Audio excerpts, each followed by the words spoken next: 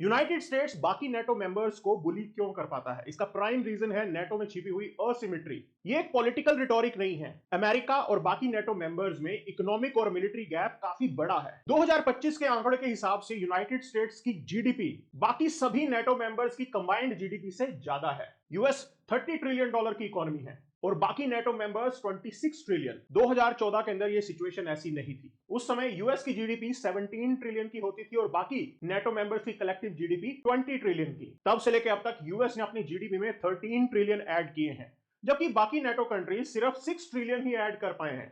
और इसका prime linkage हमें डिफेंस एक्सपेंडिचर से भी मिलता है। यूनाइटेड स्टेट्स अपनी जीडीपी का 3.2% डिफेंस पर खर्च कर रहा है, जबकि बाकी NATO members on an average 2.27% of their GDP ही खर्च कर पा रहे हैं। यूएस का एनुअल डिफेंस बजट $980 बिलियन का रहा। इसके कंपैरिजन में बाकी नेटो मेंबर्स ने $600 बिलियन डिफेंस पर खर्च किए हैं। यूएस की इकोनॉमी सिग्निफिकेंटली बाकी नेटो मेंबर्स की इकोनॉमी से ज्यादा प्रोडक्टिव है, ज्यादा टैक्स कैपेबल है। मतलब फ्यूचर में भी यूनाइटेड स्टेट्स डिफेंस एक्सपेंडिचर को लेकर लीड ही करने वाला है। हालांकि नेटो मेंबर्स बात करते हैं कि वो 2035 तक 5% ऑफ जीडीपी खर्च करेंगे, लेकिन इस टारगेट को अचीव करने में मैसिव गैप्स हैं। तो इस इंबैलेंस के कारण यूनाइटेड स्टेट्स नेटो के डिसीजंस को इन्फ्लुएंस कर पाता है, बजट की प्रायोरिटीज सेट कर पाता है और अपने स्ट्रेटेजिक फुटप्रिंट भी इंक्रीज कर पाता है। यूएस के इसी असर्टिवनेस के कारण बाकी अलायंस ओवरशैडोड फील करते हैं।